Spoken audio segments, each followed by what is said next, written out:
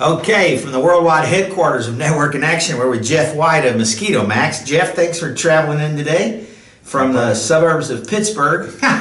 Katie's as big as Pittsburgh. Is that unbelievable? I don't know. You know more than I do. Yeah, Katy, Texas has passed Pittsburgh in population. It is growing. Are you from there originally? No. From the West Coast. Oh, you are? Born in Oakland and spent a little time in Colorado. And are you a Golden State fan? No. I'm used to be an active sports guy, but I don't know. Later in life, I haven't followed sports as much. Yes, it gets a little more challenging to follow for a lot of reasons. I watch the playoffs. Yeah, that's the way I am. Well, we're glad you're here. So tell us a little bit about how you got into the business with Mosquito Max. Well, it was a friend. I've always been an entrepreneur. So I was a straight commission salesperson. Been there, done that. Right, since I was 22, right? First real job, and you have some success, and I can do this, and and then I guess probably in my mid 30s, a friend of mine wanted to start a sourcing company where we would sort of find other businesses, the machine parts and things like this. Anyway, so we did that for a while. That was another entrepreneurial adventure. And then I thought just one day that I needed to get in the swimming pool business. So I'm telling a friend of mine, I was watching a swimming pool being built. And I said, look, I'm saying they dig a hole, they put some rebar in there, they put some plumbing in there, and the concrete guys come in, and then they buy the pumps and the motors and all that, and hook it up, and we can do that. Of course, we'll have to put one in ourselves to make the mistakes. And he said, and he was in the wholesale landscaping business, and he says, you need to get into the mosquito misting business. I'm like, what is that? And he's telling me, this was in California. No, this was here in Houston. He was the guy I went to church with. Okay. We used to meet weekly and do couples thing. But anyway, so I just I bought a piece of equipment, which is fairly primitive, right? It's just basically a drum, and there's a pump and a motor and a timer on it. And I put the thing up in my backyard because I had a lot of mosquitoes and didn't like mosquitoes. So I just kind of sat out there and sprayed, and I thought, well, it's working okay. And then how can I make this better? I've always been an entrepreneur, so that's how you started. Yeah, wow. that was it. That is the real entrepreneur story. Oh, totally. So we've got a pool in the backyard, and I have 3 small children, and the one you just met, the teenager, and it's really weird. Some of them seem to get more mosquito bites around dust. It's like me and a couple of the other ones will be out there and it's nothing, and then some of the other ones get tacked. Why is that? It's a scent thing, probably, right? I mean, they've done a lot of studies, and they do prefer certain people over the other, and it must be a scent thing. I'll be there. Yeah. So there's different options out there, but the bottom line is if you live in Houston and you're going to be outdoors and you're going to be in a confined space, you're going to have a problem with mosquitoes. What is the sort of the science behind it, and talk a little bit about what happens? Okay, mosquitoes, I mean, if there was no water, there would not be mosquitoes, okay? Because they actually molt in water. So eggs can be laid on just dirt or flower pot edges or what have you, but they know when the water's coming in those areas. So there's a lot of species that lay them on the water itself, but there's some that lay them where they know water's going to be. Wow. That's why the eggs are present, and then 4 or 5 days after a decent rain, you'll get a bigger hatch out because that's what's going on. So anyway, so it's kind of all about the water. Of course, you can't eliminate all of it, right? So you need to just be mindful of it, and just pay attention. I mean, like pool toys, for instance, like floats. How they'll collapse and they'll be on top of each other. You can't really see what's going on. Well, there are little water pockets in there. When it rains, they'll find that water and they'll just be breeding to beat the band in there. So just kind of pay attention. And that's one of the things you can do preempted. And then, like when you put one of these systems in, talk about the process. So what happens when you first evaluate a home? Yeah, well, basically, the first thing we do is try to look for sources. I mean, do they have a bird bath that's just over there breeding them? It's like we can treat that, or you can treat that. But basically, it's about we put these little misting nozzles up every so many feet, and you just want to basically blanket the area with the mist. You want good coverage, if you will. So, and wind is your friend. So in Houston, it's simple because we get predominantly southeast breeze during the summertime months, and so we design the systems as such. So maybe lower on downwind side, higher on upwind side, if I'm doing that right. Yeah. Interesting. And so then you have what, a tank? It's got some. Well, there's a couple of types. I mean, our industry, was birthed in the, in the 90s, I guess. We got it in 2005 because we thought up we invented the first tankless machine. So Okay. it's a box that mounts on the wall, has pump, motor, controller inside. So there were quite a few benefits. It created a lot of agitation. It would mix any fluid with water and any dilution rate, so you're ready for the future. A lot of chemicals back then. There weren't even approved chemicals for mosquito misting. Okay. So that was birthed out of the horse equestrian livestock facilities. They used to spray for feces. They got a lot of chickens in a coop, and there's a lot of poop, and there's a lot of flies, and so they had these tanks, right, that they would put chemicals and water in, same kind of nozzle systems, and they would just spray all day long around the cows and around the stalls to kind of reduce the fly population, because flies can, transmit and carry disease and stuff. So you're still doing the tankless? We do both. We started with tankless, and that was a great deal. Another competitor did the tankless thing, kind of validated our technology. That's always nice. Right. And, when you invent something, you got to work out some kinks. So it's not just, say a free sale. So, but we've done a good job, and we started to offer tanks because tanks are primitive, and some people are just low cost. I want the low cost thing. And a lot of our competitors would offer that just because it's lower cost for them. They make more money selling the less expensive deal. But they get also the residual business of filling it up, right? Well, that's the profitable business, right? The service business. So if you can find the ideal customer would be, they have a mosquito problem, they don't like mosquitoes, and they don't want to do it themselves. They can afford to pay somebody to do the service. Yeah, and you take care of it for them and all that. So that's the ideal customer. There's a lot of people, and we teach people how to do it themselves, so they can fill their own thing up and save money on chemicals and call us when they need us, kind of thing. And what kind of chemicals are we talking about nowadays? Because I've heard about flower. Yeah. Okay, so that is kind of chrysanthemum flowers, right? There's a product called pyrethrum. Okay, and that is the active ingredient is derived from chrysanthemum flowers. So it's kind of a commodity that varies in price. That's fairly expensive. Does it work? Oh yeah, it's an excellent product. It's a very environmentally friendly product.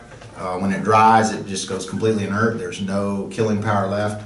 And of course, the chemical engineers tried to invent or have invented a synthetic pyrethrum, right? And they call those permethrins, and there's a lot of different brands and so forth, but there's not that many products that are actually approved for use in mosquito systems. But permethrin and pyrethrin are the natural or the most common used products. How I'm going to ask this question because it's changed. Every business has been impacted somewhat. What about the internet? Is Amazon in this space? They are for chemicals and for nozzles, and we buy. Nobody can really do things cheaper than us. I mean, we build our own equipment. I mean, we buy pumps and motors, but we design our own sheet metal, we design our own circuit boards, and we assemble things. So we could get as cheap as anybody would get. All chemicals are bought through distribution. Nobody's buying chemicals direct. Okay. So we buy them as cheap as anybody. But we've decided not to, try to always, be the low-cost provider there. So we've sort of, online we're a certain price, and then of course, if you're a full-service customer, we're, charging a little more, to come out and put it in and do the other things that are involved. So from start to finish, let's say I've got a backyard and I'm tired of having this mosquito stack me at the time I want to be out in the yard. Do they seem to hit at different times of the day? I mean, my houses seem to be around dusk. Right, and most of the mosquitoes are active during that time. So most systems we set to spray at maybe 7 a.m. and 7 p.m. 45 seconds. Doesn't have to be a long duration. It just sort of comes on as a time spray, or 8 p.m. Right at dusk, early in the morning. You kind of adjust them as the sun goes down later. But yeah, that's the best time. Now there are daytime biters, okay, and those are the ones that transmit the Zika and West Nile, things like this. Those are daytime biters, container breeders, and so if you notice mosquito pressure during the day or they're active during the day, then I would set an automatic spray time during the day. We communicate well with the customer and find out what's going on with them. That's the real service part of what you do. Right. And so Like if you spray it, say at dusk or dawn, I mean, what's the time frame that it has the most impact? Is it the next 45 minutes or an hour? Or is it No, it's really, I mean, you know, you're basically killing them when you have to make contact to kill them. Okay. Now, there is a little teeny bit of residue that lands on the plant material. But there have been studies done where, you know, they've determined that the majority of the mosquitoes are actually hit while flying with the spray. They're not actually So that's the picking it idea up on of the hitting bushes. those things when they're flying around. Right. Makes sense. Right. Or you Makes can sense. flush them out. Like initially you might have, you'll have them resting in your yard because Yeah. there's been no mosquito control. So they're just living there. They're Yeah. hanging out there. Yeah. I mean, mosquitoes only need water to breed. They need plant material to feed. And they need people to bite so they can reproduce, right? Yeah. So they'll just sort of sit where they're happy. And then when you put a system in, you pressure them out. You know, you're blowing them out of your bushes, you're blowing them out from underneath your patio Right, covers. right. And so it only takes a week or so of regular pressure to just get rid of all those. They're all going away or dying and so forth. So talk to me about the typical time frame. Customer approaches you, you go out and visit their yard, take some measurements, figure out what the plan is. That's 2 weeks. I mean, 2 weeks before we can, you know, get them from the time we actually do the map.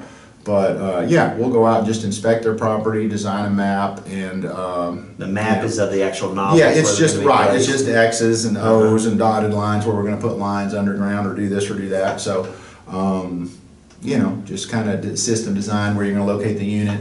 Our tankless machine requires water, you know, and power. So, you know, we have to be mindful of that. So, And the tank system requires just power, electricity. just power. Yeah. Both of them require power. Yeah. So, you know. So this is really a service business. You have customers, and this is an unfair question. I used to have a part in the home building business. People say, "What square foot price to build a home?" Well, come on, man, I can build a shack or I can build Exactly. a, you know. But Right. give me an idea of an average, you know, 3,500 square foot home with an average yard. Let's say they have a pool. Yeah. What is a person looking at? Most of the time, Range. they're between 2,500 and 3,500. We Okay. have that right somewhere on our website. And then a quarterly for the. Most customers are probably paying. We have a service plan we offer, but most customers are paying, you know, $1,200 to $1,800 a year, annual all-in service plan, warranty, chemicals, Chemicals, service, all the whole deal where there's no out-of-pocket, you know, Yeah. surprise. That's great, so Yeah. you don't get the Yeah. surprise, because there's nothing worse than walking in the house after you've been, Right, God, right, they got right, me all right, over, man. right. You know, Average is 100, 150 bucks. what? So obviously, like every industry, people think they can get into this, and not do it right. What have you seen some of the mistakes consumers have made? What consumers? Well, consumers, you know, they'll just, you know, they don't know what to do, so they're listening to so-called experts. But there's a lot of, you know, I guess especially since the diseases, you know, the Zika thing, the West Nile thing many years ago, and then the Zika thing with the microcephaly for the babies and everything. I mean, that was a big fear thing, and legitimately so. If you're a woman that was pregnant, that would be a mortifying thing. I was so glad I wasn't a pregnant woman then. Yeah. But you know, there's a lot of information they can find right on the internet that's credible. But I think they need to do their research, and I think they can tell who knows what they're doing and who doesn't, who's learning. I mean, when we first started, we didn't know. We had to learn, hey, if you put the sprayer here and you use this chemical, it's going to burn that plant. Or it's going to put a little stain on your hard surface. Yeah. You know, and those are things that we had to learn. Nobody taught us anything. Right. Back when you're first starting in a small, that kind of environment, nobody wants to help each other. Yeah. So I think we've helped a lot of people just by being completely honest and being very forthright and forthcoming with, That's interesting. with you know, how to do. I'm sure we've trained quite a few people. I bet I you think have. they call us all the time and say, well, what do you charge for this? What do you do? Got through How do the you just got to call us morning. DIY video, and I Yeah. need to really talk to Yeah, an expert. right. So, are these safe for children? Well, safe is a word that you're just not supposed to use in pest control, okay? Pest control, you're using chemicals, so that's sort of a taboo word. However, they, you know, are generally regarded as, you know, safe, right? Because the dilutions are super weak. I mean, you know, you're looking at 109 parts water to 1 part chemical, and it's, you know, just the way the atoms and the, you know, spread out with the water in and the water molecule. It's so, you can't even see it during day. You have to go daylight. So I think unless you're snorting the product in, Yeah. you know, standing right in front of a nozzle and drinking it or snorting it. Of course, I've been exposed to, you know, a lot of chemicals, and I'm pretty sure, you know, I believe when it's time to meet my maker, that's the right time. So, Yeah. I think you can easily, we plan misting schedules around people's lifestyles. So if they're out barbecuing every evening at 6 or 7 o'clock at night, Yeah. and even if that's a good time to spray, we're not gonna spray then. Okay, we're gonna spray at 8, or you are usually in by 8, or usually in by 9, boom, then we'll set that spray, right? Are you out in the morning? You know, those kind of things. Just be mindful. Yeah. And of course, if it goes off, Golly. you know, just, you know, step upwind, step out of the way. It's only going off 45 seconds, just Yeah. get out of the way. Get It's out of the fairly way. easy to avoid the spray. Avoid the spray. Yeah. I look back when I was a kid, I don't know how I'm here today, but you know, those mosquito trucks used to Sure. come down. Oh, and that as stuff- soon as we that heard them, stuff's we jumped hardcore. on our damn bike. Yeah, y'all be running We were after 10 them, feet whipping behind it them. in. Yeah, yeah. And My that dad was back used to chew before the- tar. He was in World War II. They would drive behind the tar trucks and pick up pieces of tar and chew them like gum. Like little I kids. chewed tar. I chewed tar more than one time in my life walking down the railroad tracks in Southeast Houston. I sure did. I sure did. I don't know if I Gotta try that one. I don't know how. Let's chew some tar. But so far, knock on wood, I've been healthy. Anything we're leaving out about the whole mosquito misting process, and how do people reach you by email and by phone? Well, you know, mosquitomax.com, right, is our site. And there's an email, there's clicks all over it. And you know. you guys are in Katy, Texas, but how far will you go to do a misting system? We'll typically go, you know, Kingwood down to like Pearland. We will do some special, you know, trips like up to Lake Conroe or down to Galveston, or you know, even outside, you know, southwest. Greater Or, Houston area. yeah, I mean they got to pay us a little bit of money. Yeah. And usually they, you know, they're okay doing that. But And phone number?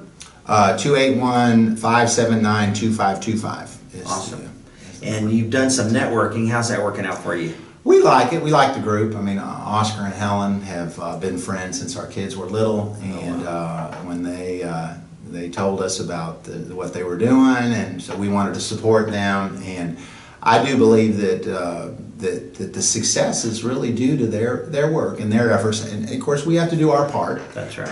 And show up and be you know, friendly and try to promote Yeah. and learn about one another. But yeah, I probably wouldn't have done it, right? I'm not an advertising Yeah. maven. Yeah. Okay, so advertising is one of those things that it's really hard to measure. It's You know, very hard so to it's measure. like, Very hard to Yeah. know. That's one of the things I like about this is, you know, it might take some time, but over time, you Right. ought to be able to measure. And obviously, with the investment in your product, it ought to be pretty easy to get. Right, that's what we're back inside figuring. the effort. Yeah, the professional leadership makes a big difference where you don't have a volunteer who's not as conscientious about Mm-hmm. it. Well, I really appreciate you coming in today. Jeff White with Mosquito Max. If you've got any questions about mosquitoes, I'm sure he'll be happy to answer them. More importantly, he'll be happy to work with you to rid your yard of those pesky little things that can ruin an afternoon and evening faster than anything. So thanks for coming in today. well, thank you, Scott.